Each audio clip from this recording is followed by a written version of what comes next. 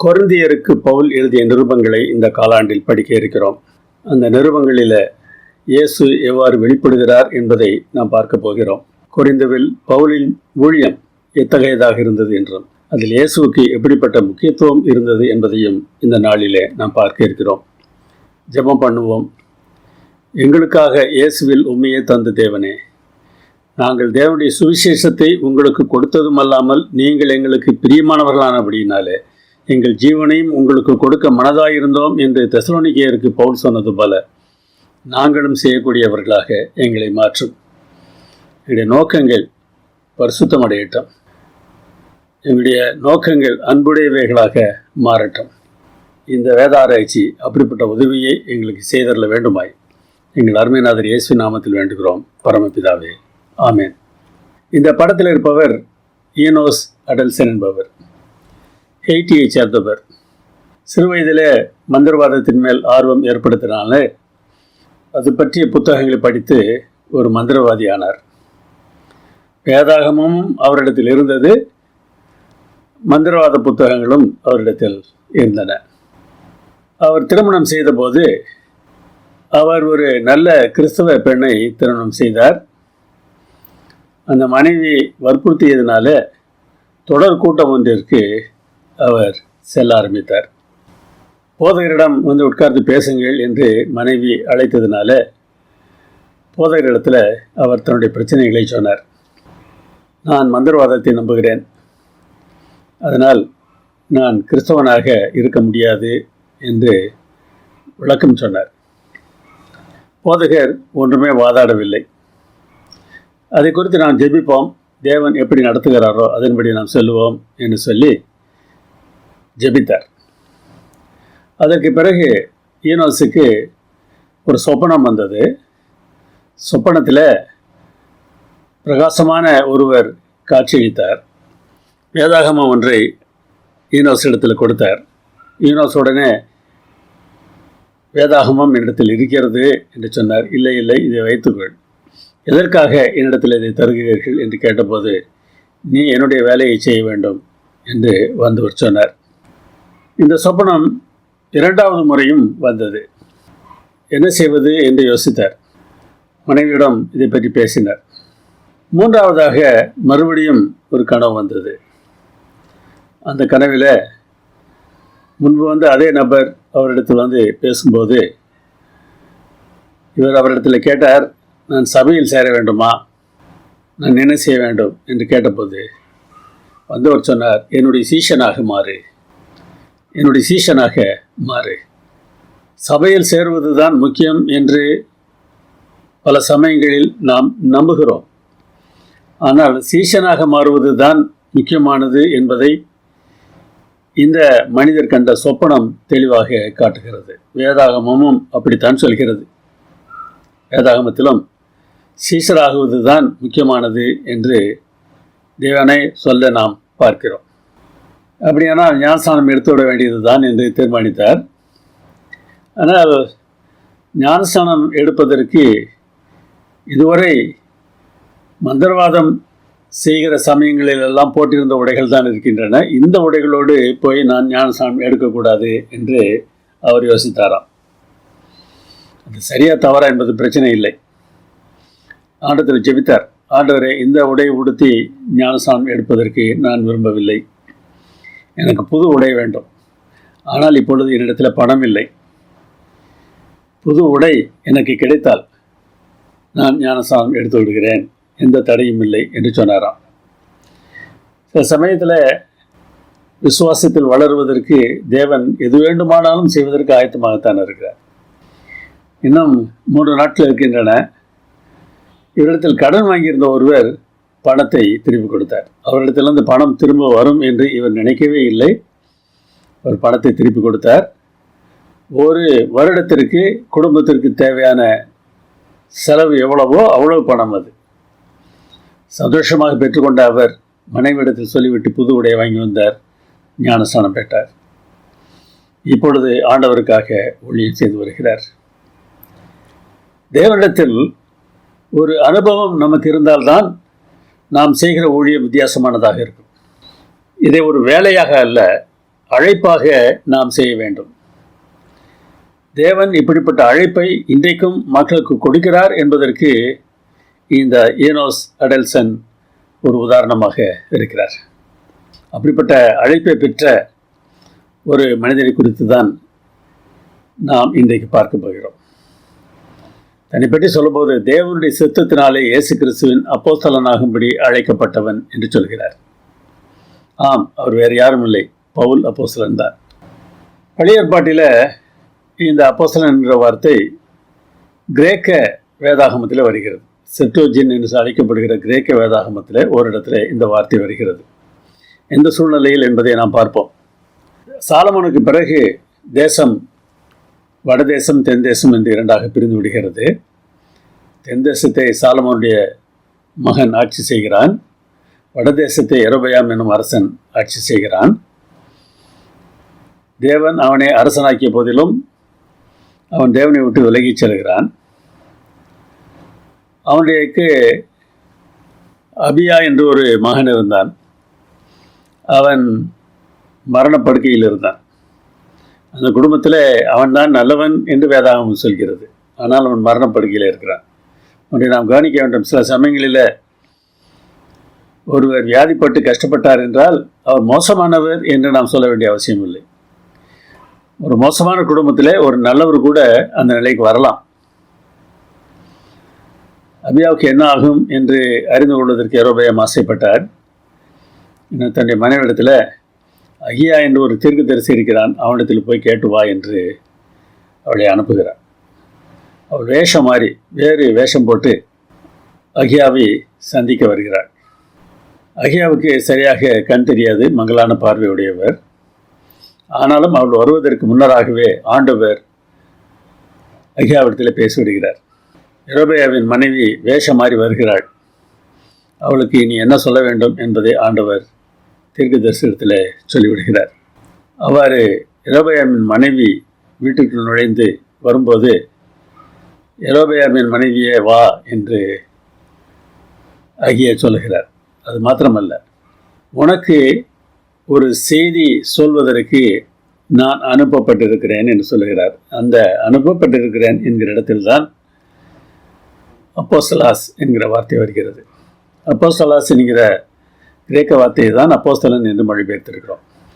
உனக்கு ஒரு செய்தி கொடுப்பதற்காக நான் அனுப்பப்பட்டவன், நான் ஒரு அப்போஸ்தலன் என்று சொல்கிறார். அனுப்பப்பட்டவன் என்ற மாத்திரத்தில் அல்லது அனுப்பு என்ற மாத்திரத்தில் ஒரு இடத்திலிருந்து இன்னொரு இடத்திற்கு போகிறதைத்தான் நாம் யோசிப்போம். ஆனால் கிரேக்க வேதாகமத்தில் முதலாவதாக வருகிற அப்போஸ்தலாஸ் என்கிற வார்த்தை, அவர் எங்கும் போகவில்லை, அவர் வீட்டில் தான் இருக்கிறார். செய்தியை கேட்பதற்கு யாருக்கு அந்த செய்தி செல்ல வேண்டுமோ அவர்கள் வருகிறார்கள். அவரிடத்தில் இந்த செய்தியை அவர் சொல்லுகிறார். இந்த செய்தியை சொல்வதற்கு நான் அனுப்பப்பட்டவன் என்று தீர்க்கதரிசி சொல்கிறார். அப்படியானால் இந்த அர்த்தம் என்ன? குறிப்பிட்ட பணிக்காக ஒருவரின் அதிகாரபூர்வ பிரதிநிதியாக அனுப்பப்பட்ட தூதரைத்தான் அப்போஸ்தலன் என்று சொல்வார்கள். இங்கே என்ன குறிப்பிட்ட பணி?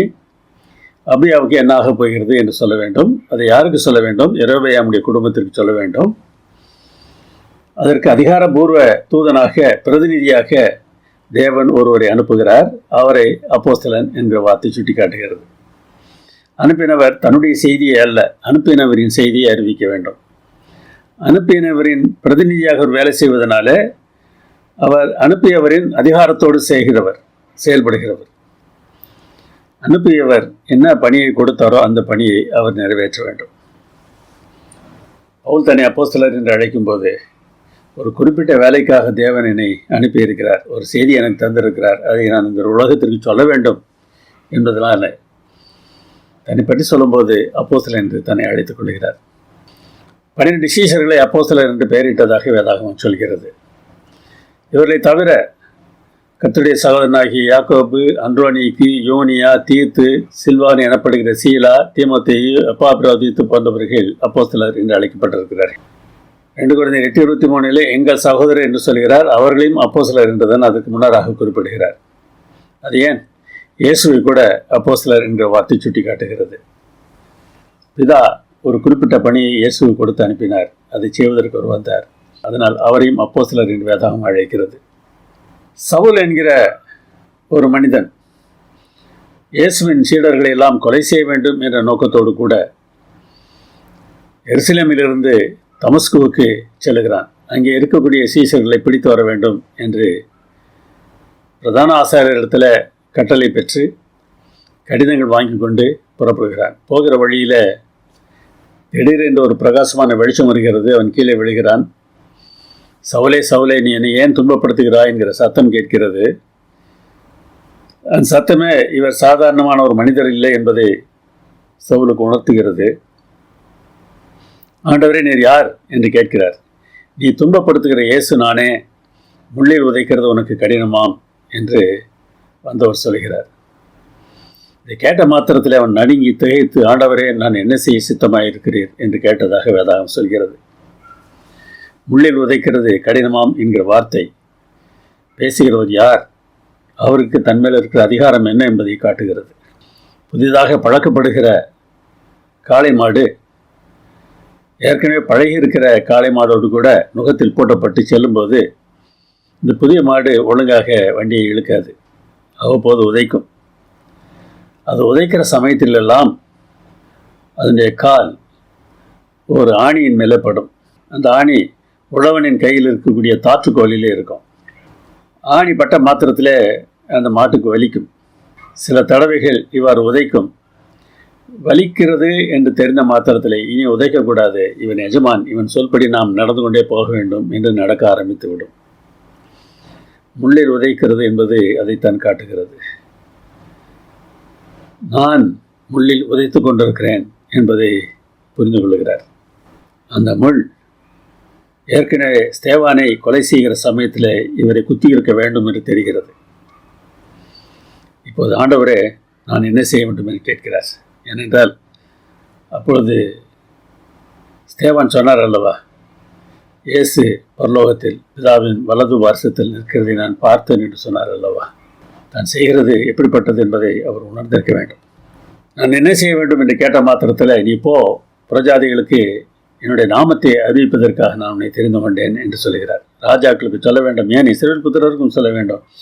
ஆனால் பிரஜாதிகளுக்கு அப்போஸ்தலனாக தன்னை தெரிந்து கொண்டதாக பின்னால் பவுல் குறிப்பிடுகிறார். இயேசுவை நேரில் பார்த்தவர்கள் தான் அப்போஸ்தலராக இருக்க வேண்டும் என்ற ஒரு நிபந்தனை இருக்கும் என்றால் அதற்கும் நான் தகுதி தான் என்று சொல்கிறார். அகால பிரிவு போன்ற எனக்கும் ஒரு தரிசனமானார். ஆம், வெறும் வெளிச்சத்தை மாத்திரம் அவர் பார்க்கவில்லை, இயேசுவை பார்த்ததாக அப்போஸ்தலர் 9:17-27 கூறுகின்றன.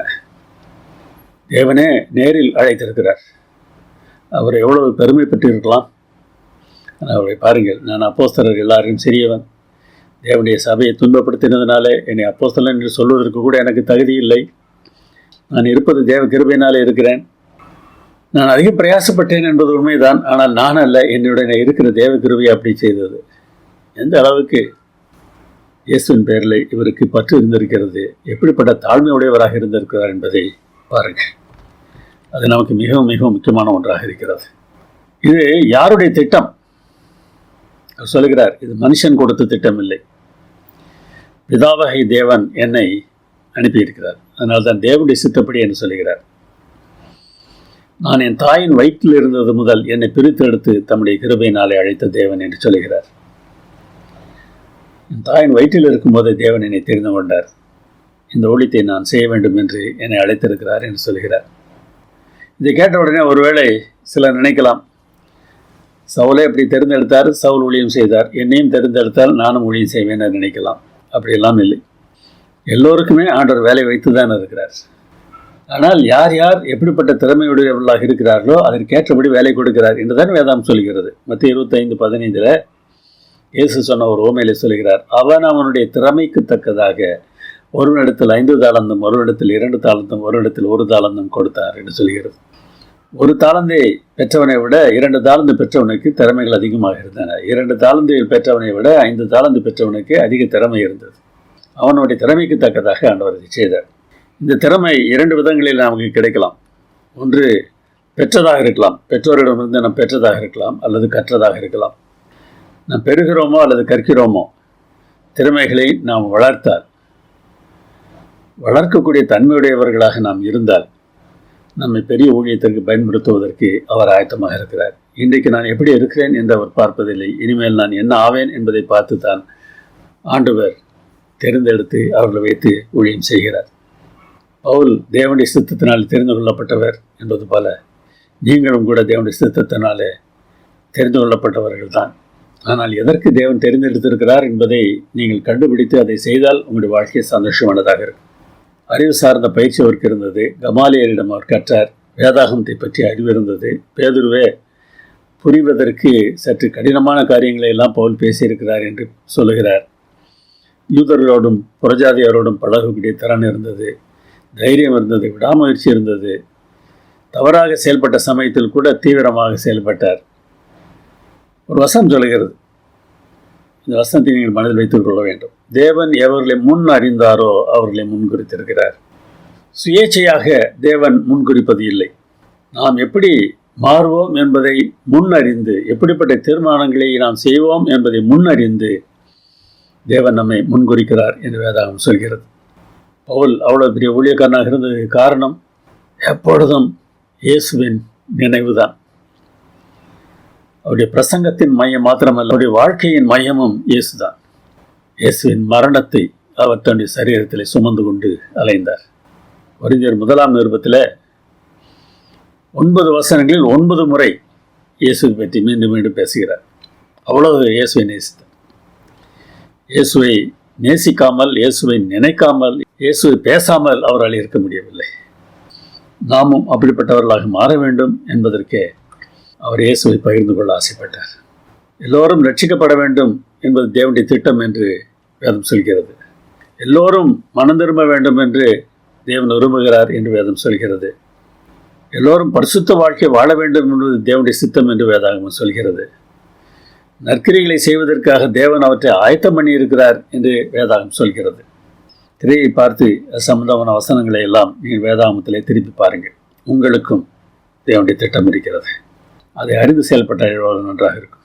தேவனுடைய சித்தத்தை நாம் ஒதுக்குவதற்கு வாய்ப்பு இருக்கிறது. அநேகர் ஒதுக்கி விடுகிறார்கள். அதுதான் பிரச்சனை. எருசலேமே கோழி தன் குஞ்சுகளை தன் சிறகுகளின் கீழே கூட்டி சேர்த்துக் கொள்ளும் மண்ணுமாக நான் எத்தனை தரமோ உன் பிள்ளைகளை கூட்டி சேர்த்துக் கொள்ள மனதாக இருந்தேன், உங்களுக்கோ மனதில்லாமற் போயிற்று. அவர் எவரையும் வேண்டாம் என்று தள்ளுவதில்லை. நாம விலகி சென்றார், அவர் தடுப்பது இல்லை. ஏனென்றால் நம்முடைய தீர்மானத்தை அவர் மதிக்கிறார். அகிரிப்பா ராஜாவிடத்தில் பேசும்போது கூட பவுல் சொல்கிறார், அந்த பரம தரிசனத்துக்கு நான் கீழ்ப்படியாதவனாக இருக்கவில்லை. ராஜாவே, நீர் கூட தேவனை விசுவாசிக்கிறீர்கள் அல்லவா என்று கேட்கிறார். அப்பொழுது ராஜா சொல்கிறார், நான் கிறிஸ்தவனாகிறதுக்கு கொஞ்சம் குறைய நீ என்னை சம்மதிக்க பண்ணுகிறாய். ஆவியானவர் பேசியிருக்கிறார். பவுல் பேசிய வார்த்தைகள் அவருடைய மனதிலே கிரியை செய்கின்றன. ராஜா மாறி இருக்கலாம், ஆனால் மறுக்கிறார். உங்களுடைய வாழ்க்கையிலே கர்த்தர் இந்த நேரத்தில் பேசினார் என்றார். அவருடைய சத்தத்திற்கு செவி விடுங்கள், மறக்காதீர்கள். நீங்கள் என்ன செய்ய போகிறீர்கள்? எரேமியாவிடத்தில் கர்த்தர் சொன்ன ஒரு வாக்கு தத்துவத்தை தான் உங்களுக்கு நினைவூட்ட வேண்டும் என்று ஆசைப்படுகிறேன். என்னை நோக்கி கூப்பிடு, அப்பொழுது நான் உனக்கு உத்தரவு கொடுத்து நீ அறியாததும் உனக்கு எட்டாததுமான பெரிய காரியங்களை உனக்கு அறிவிப்பேன்.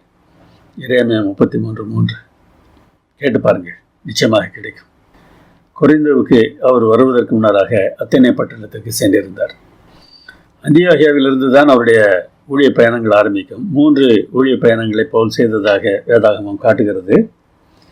2வது ஊழிய பயணத்தில் அவர் அந்தியோகியாவிலிருந்து தர்ஷு பட்டணம் வழியாக எபேசு வருகிறார், துரோவா போகிறார்.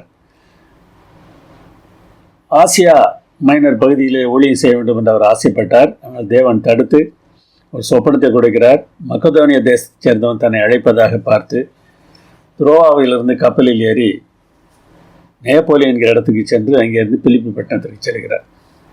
அங்கே கொஞ்ச காலம் ஊழியம் செய்கிறார். பிறகு அம்பிபோலி, அப்பலோனியா என்கிற பட்டணங்களின் வழியாக தெசலோனிக்கேக்கு போகிறார். அங்கேயே 3 வாரங்கள் இருக்கிறார். எதிர்ப்பு வருகிறது.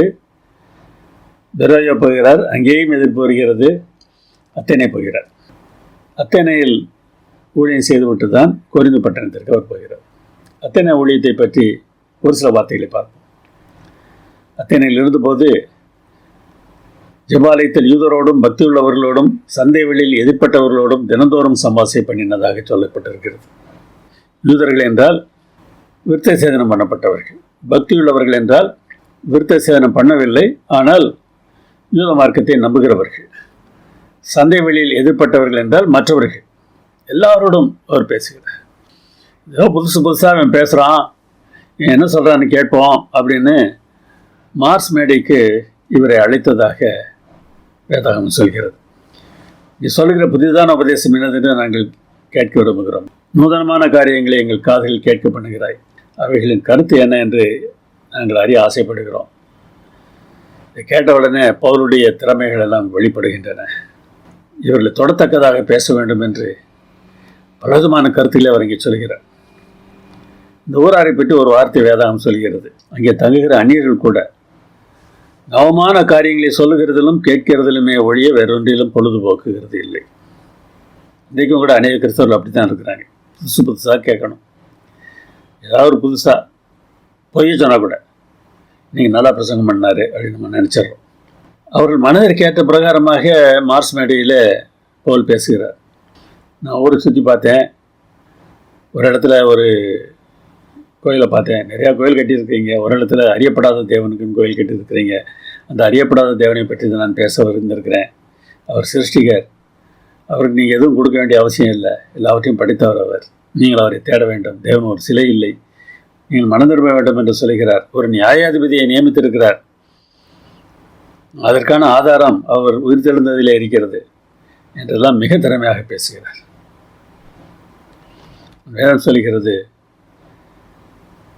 உயிர்த்தெழுதலை பற்றி பேசும்போது அவர்களுக்கு அந்த நம்பிக்கை இல்லாததினால அவர்கள் அவரை விட்டு போய்விடுகிறார்கள்.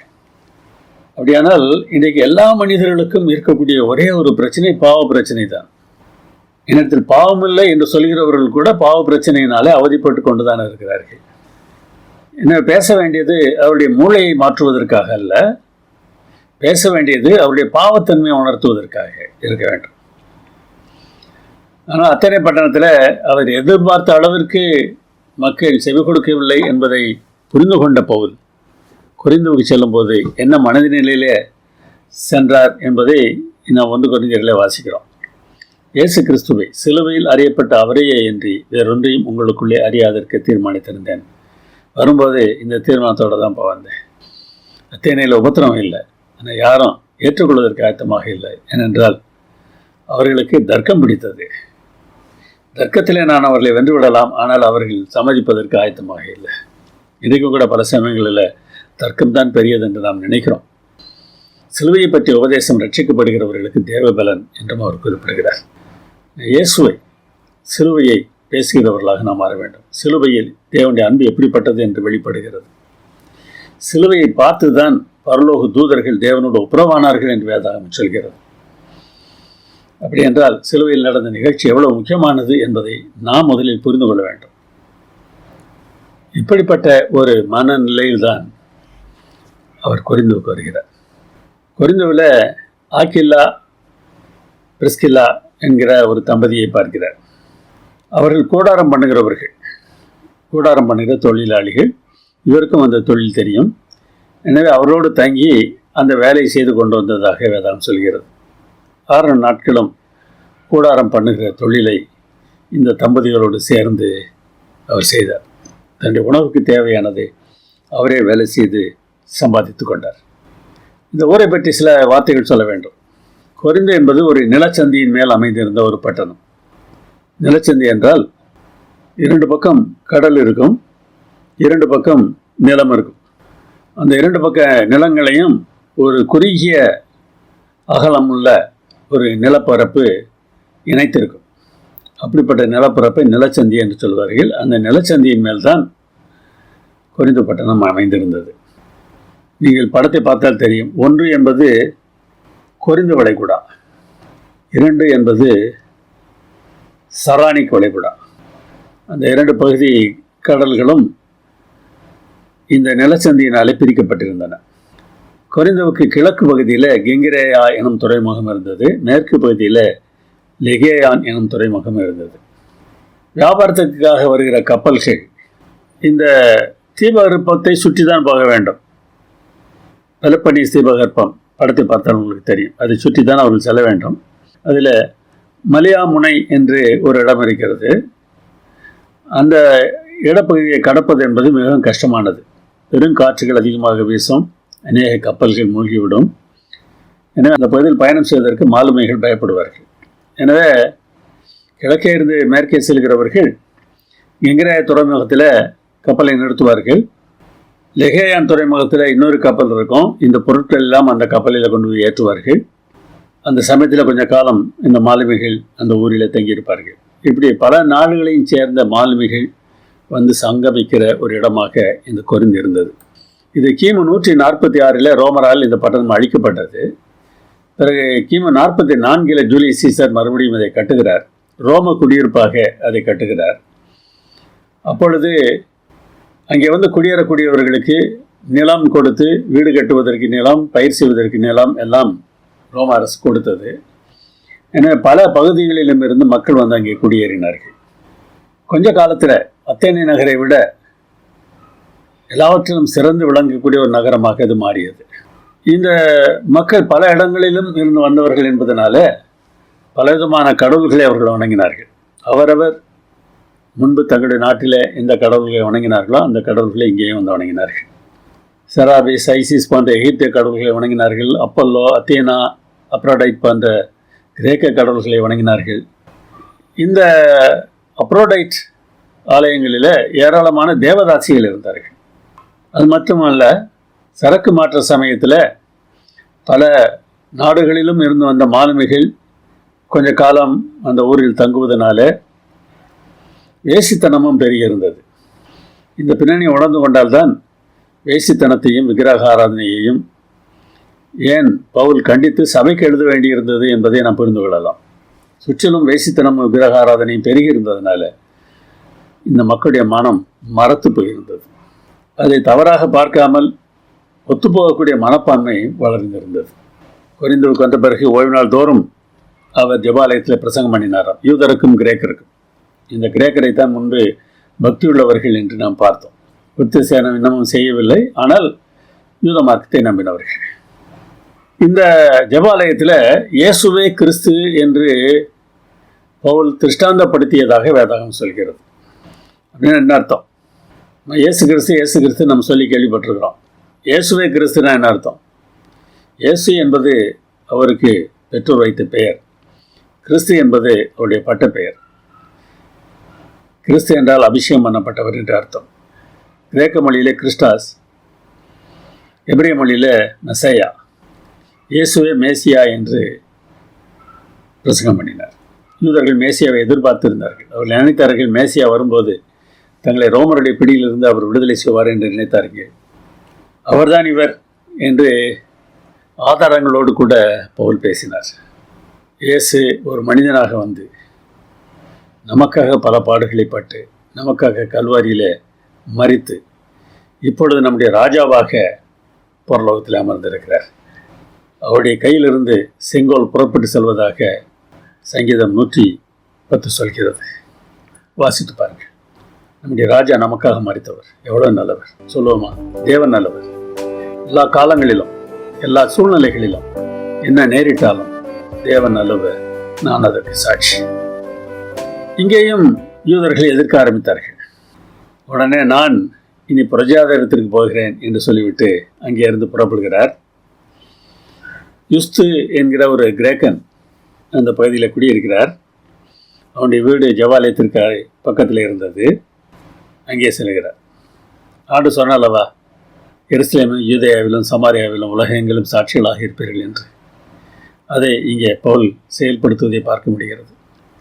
ஜெபாலயம் எருசலேம், யூதேயா அங்கிருந்த யூதர்கள், சமாரியா அங்கிருந்த கிரேக்கர்கள். இப்போது புரஜாதிகளத்திற்கு போகிறேன் என்று அவர் அங்கிருந்து புறப்படுகிறார். உலகத்திற்கு செல்கிறார். ஒரு பெரிய ஆச்சரியம், ஜெபாலய தலைவனாகிய கிறிஸ்து தன்னுடைய வீட்டாரோடு கூட ஞானஸ்தானம் எடுத்து விடுகிறார். இன்னும் அநேகர் ஞானஸ்தானம் எடுக்கிறார்கள். அதனாலே நிருபத்தில் எழுதும்போது சொல்கிறார், நான் கிறிஸ்துவுக்கும் காயுவுக்குமே என்று வேறு ஒருவருக்கும் நான் ஞானஸ்தானம் கொடுக்கவில்லை என்று சொல்கிறார். அதாவது கொரிந்தியுவில் இதற்காக தேவனை ஸ்தோத்திருக்கிறேன் என்றும் சொல்கிறார். இவருக்கு மிகுந்த சந்தோஷமுடைய இருக்க வேண்டும். ஆனாலும் இங்கேயும் உபத்திரம் வந்துவிடுமோ என்று அவர் பயந்து கொண்டிருந்ததுனால ஆண்டவர் இடத்துல பேசினார், தரிசனமானார் என்று வேதம் சொல்கிறது. இயேசு மறுபடியும் தரிசனமாகிறார். பயப்படாதே, மௌனமாயிராது, நான் உன்னோடு இருக்கிறேன், உனக்கு யாரும் இந்த பட்டணத்தை தீங்கு செய்ய முடியாது, இந்த பட்டணத்தில் எனக்கு அநேக ஜனங்கள் உண்டு என்று சொன்னார். இந்த கொரிந்துவுக்கு பவுல் எழுதிய கடிதத்தில் பார்த்தீர்கள் என்றால் ஏகப்பட்ட பிரச்சனைகள் அந்த சபையில் இருந்ததாக தெரிகிறது. அவற்றையெல்லாம் அவர் கண்டிக்கிறார். அவர்களுக்கு மத்தியிலும் அநேக ஜனங்கள் அவருக்காக இருக்கிறார்கள். அதுதாங்க நமக்கு மனசுக்கு ஒரு ஆறுதலாக இருக்குது. யாரையும் பார்த்து நம்ம குறை சொல்ல வேண்டாம். சுற்றிலும் எத்தனை பிரச்சனைகள் வேண்டுமானாலும் இருந்து விட்டு போகட்டும். அவருடைய ஜனங்கள் எல்லா இடங்களிலும் இருக்கிறார்கள். இளையாவிடத்தில் சொன்னார் அல்லவா, நீ ஒருவன் மாத்திரமில்லை, இன்னும் 7000 பேர் இருக்கிறார்கள் என்று சொன்னார் அல்லவா. அதுபோல் 7000 பேர் எல்லா இடத்துலையும் இருக்கிறாங்க. நாம் கவலைப்பட வேண்டிய அவசியம் இல்லை. கிட்டத்தட்ட 18 மாதங்கள் அங்கே இருந்து அவர் உபதேசம் பண்ணுகிறார். பழைய நீ பயப்படாதே, நான் உன்னுடனே இருக்கிறேன், திகையாதே, நான் உன் தேவன், நான் உன்னை பலப்படுத்தி உனக்கு சகாயம் பண்ணுவேன், என் நீதியின் வலது கரத்தால் உன்னை தாங்குவேன் என்று சொன்னார் அல்லவா. அதை பவுலுக்கு நிறைவேற்றினார், உங்களுக்கும் கூட நிறைவேற்றுவார். தேவன் நம்மோடு இருக்கும்போது நாம் எதற்கும் பயப்பட தேவையில்லை.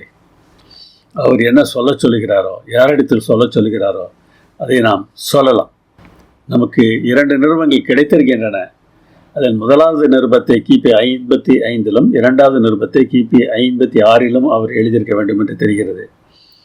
முதல் நிருபத்தை எபேசுவில் இருந்தும், இரண்டாவது நிருபத்தை அவர் பிலிப்பியிலிருந்தும் எழுதியிருக்கிறார். சிலர் 3 நிருபங்கள் எழுதினார் என்று சொல்கிறார்கள், சிலர் 4 நிருபங்கள் எழுதினார், ஆனால் 2 தான் நமக்கு கிடைத்திருக்கிறது என்று சொல்கிறார்கள். எப்படியோ கிடைத்திருக்கிற நிருபங்கள் அவ்வளவு ஆசீர்வாதமாக நமக்கு இருக்கின்றன. அந்த நிருபங்களை பற்றி நாம் பார்க்க வேண்டும். பிரச்சனைகள்லாம் சொல்லியிருக்கு, ஆனால் அந்த பிரச்சனை நமக்குள்ளே இருந்தால் நம்ம என்ன செய்யணுன்றத தான் யோசிக்கணும். நம்ம உங்களுக்குள்ளே வாக்குவாதங்கள் இருக்கின்றன என்பதை குறித்து குலவையாள் என்கிற குடும்பத்தார் எண்ணத்தில் சொன்னார்கள். என்ன பண்ணுறீங்களா, நான் பவுலை சேர்ந்தவன்னு கொஞ்சம் பேர் சொல்கிறீங்க, அப்போலோவை சேர்ந்தவன்னு கொஞ்சம் பேர் சொல்கிறீங்க, கேபாவை சேர்ந்தவன்னு கொஞ்சம் பேர் சொல்கிறீங்க, கிறிஸ்துவை சேர்ந்தவன் என்று கொஞ்சம் பேர் சொல்கிறீங்க, ஏன் இப்படி பிரிந்து கிடக்கிறீங்க அப்படின்னு கேட்க. பவுல் சொல்லக்கூடாது தான், அப்போலோவும் கூட சொல்லக்கூடாது தான், கேபான பேதுரு அதுவும் சொல்லக்கூடாது தான், கிறிஸ்துவை சேர்ந்தவன் சொல்லலாம்னு சொல்லக்கூடாதா, சொல்லலாம். ஆனால் அப்படி சொன்னவங்க பிரிந்து நிற்கிறாங்க அப்படின்றதான் பிரச்சனை. இதை நான் கவனிக்க வேண்டும். நான் நல்லவன், என்னை போன்று யாரும் இல்லை என்று சொல்லிக்கொண்டு மற்றவர்களை கேவலமாக பார்க்கிற கேவலமான தன்மை நம்மிடத்தில் இருக்கிறது என்றால் நாம் கிறிஸ்துவை சேர்ந்தவர்கள் இல்லவே இல்லை. இதெல்லாம் இயேசுவுக்கு எப்படிப்பட்ட வேதனையை தந்திருக்கும் என்று யோசித்து பாருங்கள். திருச்சபை தேவன் தம்முடைய சரீரம் என்று சொல்கிறார். கை ஒரு பக்கமும் கால் ஒரு பக்கமும் உடல் ஒவ்வொன்றும் ஒவ்வொரு பக்கமும் இழுத்து கொண்டிருந்தது என்றால் அந்த தலை சந்தோஷமாக இருக்க முடியுமா?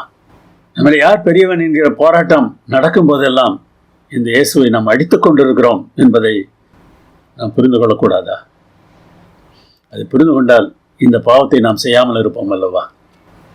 இந்த மாதிரி காரியம் மாத்திரம் இல்லை, அந்த ஊர் இருந்த நிலையில் அவங்களுக்கு நிறைய காரியம் தவறாகவே தெரியல. உபச்சாரத்தை அவர்கள் பெரிதாக பார்க்கவில்லை, பொருளாசையை பெரிதாக பார்க்கவில்லை, விக்கிரக ஆராதனையை பெரிதாக பார்க்கவில்லை. ஏன் உபச்சாரம் பெரிதாக தெரியவில்லை? அங்கே தேவதாசிகள் இருக்கிறார்கள், வருகிற மாலுமிகள் அது போன்ற காரியத்தை செய்வதற்கு காத்திருக்கிறார்கள். ஏனென்றால் கடலிலே பயணம் செய்துவிட்டு அங்கே தங்கியிருக்கிறார்கள் அல்லவா. பணத்துக்காக எதை வேண்டுமானால் செய்யக்கூடிய தன்மை வந்திருந்தது. நிறைய கோயில்கள் விக்கிரக ஆராதனைக்கு வழியிருந்தது. மற்றவர்களை உதாசீனம் பண்ணினார்கள். பொருள் வந்து விட்டதென்றால் மற்றவர்களை அலட்சியம் பண்ணுகிற தன்மை இருக்கும். கையில் வேதாகம் இருப்பதனாலே நாம் நல்லவர்களாக ஆகிவிட முடியாது. மதுபான வெறி கூட இருந்திருக்கிறது. கொள்ளைக்காரர்களாக இருந்திருக்கிறார்களாம். இப்படிப்பட்டவர்கள் திருந்த வேண்டும் அல்லவா? அதனால் அவங்க கூட சேர்ந்து சாப்பிடாதீங்க, அவங்களோட கலந்துருக்காதீங்கிறார். அப்படின்னா என்ன அர்த்தம்? விசுவாசத்தில் ஒரு பிரச்சனை இருந்தால் பைபிள் சொல்லுது தனியாக போய் சொல்லு, கேட்கலன்னா 1-2 பேர் சேர்ந்து போய் சொல்லுங்கள், அதுவும் கேட்கலன்னா சபையாக சொல்லுங்கள், அதையும் கேட்கலன்னா அவர்களை ஒதுக்கி வைத்து விடு என்று இயேசுதாமே சொன்னார். இன்னும் ஒதுக்கப்பட வேண்டியவர்கள் இப்படிப்பட்ட பாவங்களை செய்கிறவர்கள். சபையில் ஒழுங்கும் இல்லை, நான் தான் பெரிய பக்திமான் என்று நினைத்து கொண்டு ஆளுக்கு ஒன்றை செய்து கொண்டிருந்தார்கள். ஒருவன் பாட்டு பாடுவான், ஒருத்தன் பிரசங்கம் பண்ணுவான், ஒருத்தன் ஜெபம் பண்ணுவான், ஒருத்தன் தீர்க்க தரிசனம் சொல்லுவான், சகலமும் நல்லொழுக்கமாயும் கிரமமாயும் செய்யப்பட கிடவுது என்றார். அந்த ஒழுங்கு இல்லாமல் போனதற்கு காரணம் பலவிதமான கலாச்சாரங்கள் நிறைந்த ஒரு சபை அந்த சபை. அதனால தான் அந்நிய பாஷை பிரச்சனை கூட அங்கே வந்தது. உலக காரியங்களை எல்லாம் அவர்கள் முக்கியப்படுத்துகிறவர்களாக இருந்ததுனால பவுல் வேதனையோடு ஒன்று சொல்கிறார், கிறிஸ்துவை பற்றிய உண்மையிலிருந்து நீங்கள் விலகி விடுவீர்களோ என்று எனக்கு பயமாக இருக்கிறது. சர்ப்பம் தன்னுடைய தந்திரத்தினாலே ஏவாளை வஞ்சித்தது போல உங்களையும் அவன் வஞ்சித்து விடுவானோ என்று பயமாக இருக்கிறது என்று சொல்கிறார். கிறிஸ்துவை பற்றிய உண்மை என்ன தெரியுமா?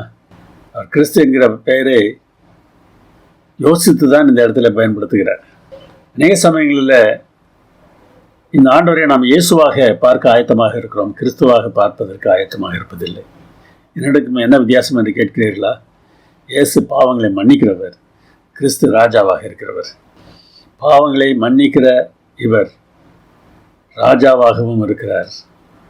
இந்த கிறிஸ்துவின் ஆளுகை நம்முடைய வாழ்க்கையில் இருக்க வேண்டும். அது இல்லை என்றால் கிறிஸ்துவை வணங்குகிறோம் என்று சொல்வதில்லை எந்த அர்த்தமும் இல்லை. இப்படிலாம் கொஞ்சம் கடினமாக எழுதியிருக்கிறார். அதை பற்றி சொல்லும்போது அவர் சொல்கிறாரு, நீங்கள் துக்கப்படும்படிக்கு எழுதாமல் உங்கள் மேல் நான் வைத்த அன்பின் மிகுதியை நீங்கள் அறியும்படிக்க மிகுந்த வியாகுலமும் மன இடுக்கமும் அடைந்தவனாய் அதிக கண்ணீரோடு உங்களுக்கு எழுதினேன். மற்றவர்களுக்காக ஊழியம் செய்ய வேண்டும் என்று விரும்புகிறவர்கள் இப்படிப்பட்ட நிலையில் ஊழியம் செய்ய வேண்டும். நான் கண்டிக்கிறேன், கண்டிப்பாக பேசுவேன் என்கிற முறையில் சாபங்களை போடுவதும் கொடுமையான வார்த்தைகளை பேசுவதும் கிறிஸ்தவ ஊழியக்காரர்களின் வேலை இல்லை. அதற்கு வேதாகமத்தில் யாராவது ஒரு ஆளை உதாரணம் காட்டுவதும் கூட சரியானது இல்லை. சாலமோன் 1000 மனைவி வைத்திருந்தார். அவர் வேதாகமத்தில் முக்கியமான ஆள். நானும் 1000 மனைவி வைத்துக்கிறேன்னு சொல்ல முடியுமா? அதனால் எதுக்குமே இந்த மாதிரியெல்லாம் உதாரணம் காட்டாதீங்க. இயேசு கிறிஸ்து எப்படி செயல்பட்டாரோ அது போல் செயல்படுங்க. அது கூட தேவாலயத்தில் எல்லாம் துரத்தினார். ஆனால் இன்னொன்று சொல்லியிருக்காரு, உங்களில் பாவம் இல்லாதவன் முதலில் கல்லெறிய கடவன். அவர் செய்யலாங்க, நம்ம செய்யலாமா என்றுதான் கேள்வி. எப்படிப்பட்ட அன்புடையவராக பவுல் இருந்திருக்கிறார் என்று பாருங்கள். ஊழியம் அப்படித்தான் செய்யப்பட வேண்டும். ஆப்பிரிக்காவை சேர்ந்த ஆண்டனி என்பவர் ஒரு கிறிஸ்தவ கூட்டத்தில் சாட்சி சொன்னார். மேற்கு இந்திய தீவுகளின் பகுதியில் இருக்கிற செயின்ட் தாமஸ் என்கிற தீவில் அநேக அடிமை தொழிலாளர்கள் இருக்கிறார்கள். அவர்களுக்கு கிறிஸ்துவை பற்றி அதிகம் தெரியாது. என்னுடைய சகோதரி அண்ணா கூட அங்கே இருக்கிறாள். அவளுக்கும் கிறிஸ்துவை பற்றி அதிகம் தெரியாது. யாராவது சென்று அங்கே கிறிஸ்துவை அவர்களுக்கு சொன்னால் மிகவும் நன்றாக இருக்கும் என்றெல்லாம் முறுக்கமாக பேசினார். எல்லாரும் ஐயோ ஐயோ சிச்சோ அப்படிலாம் சொன்னாங்க. அங்கே ஒரு குயவர் இருந்தார். குயவர் என்றால் மண்பாண்டம் செய்கிறவர். 25 வயது தான் அவருக்கு பேர். லியோனார்ட் டோபர் என்பது அவருடைய பேர். இது கேட்ட உடனே அவர் சும்மா ஐயோ ஐயோன்னு சொல்கிறதுல ஒன்றும் அர்த்தம் இல்லை, போய் செய்யணும், ஆனால் நான் போகிறதுக்கு தயாராக இருக்கிறேன். அங்கே இன்னொருத்தரும் வந்தால் எனக்கு வசதியாக இருக்கும், 2 பேரும் அங்கே போய் அந்த மக்களை சந்திக்கிறோம் அப்படின்னு சொல்கிறார். ஆனால் இவரை அதைரியப்படுத்துறதுக்கு எல்லாரும் சொல்கிறாங்க, நீ கப்பலில் பிரயாணம் பண்ணி போகணும், அது தாங்க முடியாது, அதில் தப்பிச்சு ஒரு வேளை போயிட்டா அங்கே கொசு கடியெல்லாம் இருக்கும், ஐரோப்பா மாதிரி கிடையாது அந்த பகுதி, ரொம்ப கஷ்டப்பட வேண்டியது இருக்கும், அந்த தோட்ட முதலாளிகள்லாம் அவன் மேலே கோபப்படுவாங்க, பிரச்சனை நிறையா இருக்குது, நீ போகாத என்று பல விதங்களில் அவரை தடுக்க பார்க்கிறார்கள். ஆனால் நான் போவேன் என்பதில் அவர் உறுதியாக இருக்கிறார். இன்னொருவர் வர வேண்டும் என்று கேட்டார் அல்லவா? டேவிட் நிஷ்மான் என்கிற ஒரு தச்சரும் அவரோடு கூட வருவதற்கு சம்மதித்தார். அவர் இவரோட சற்று மூத்தவர். 10 வாரம் கப்பலில் பயணம் செய்து மேற்கிந்திய தீவுகளுக்கு செல்கிறார்கள். அங்கே நேரடியாக அடிமைகளாக இருந்த மக்களை சந்திப்பதற்கு அவர் ஆரம்பித்து விடுகிறார். முக்கியமாக ஆண்டனியுடைய சகோதரி அண்ணாவை பார்க்கிறார். அவருக்கு ஆபிரகாம் என்ற ஒரு சகோதரனும் இருக்கிறான். பேரெல்லாம் கேட்ட உடனே அவங்க கிறிஸ்தவ பெயர்கள் தானே இருக்குது அப்படின்னு நீங்கள் நினைக்கலாம். கிறிஸ்தவ பேரெலாம் வச்சுருந்தாங்க, ஆனால் கிறிஸ்தவ தெரியாது. கிறிஸ்தவ பேர் வச்சுருக்கிறவங்களுக்கு எல்லாம் கிறிஸ்தவ பற்றி தெரியணும்னு அவசியம் இல்லை. கிறிஸ்துவை பற்றி தெரிஞ்சிருக்க அனைவருக்கும் கிறிஸ்துவை தெரிய வேண்டும் என்ற அவசியமும் இல்லை.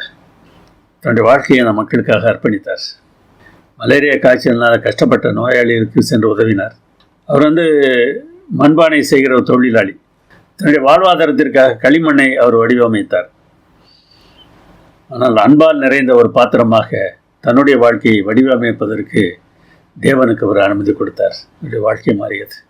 2 ஆண்டுகள் தான் அங்கே ஊழியம் செய்தார்.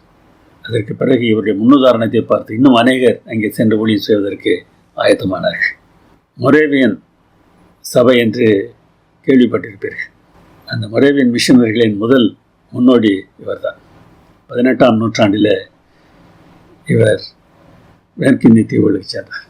டோபர் ஒரு சுவிசேஷ திட்டத்தை நேசிக்கவில்லை, தாம் ஒருபோதும் பார்த்திராத மக்களை நேசித்தார். நம்முடைய நோக்கம் எதுவாக இருக்கிறது என்று யோசித்து பாருங்க.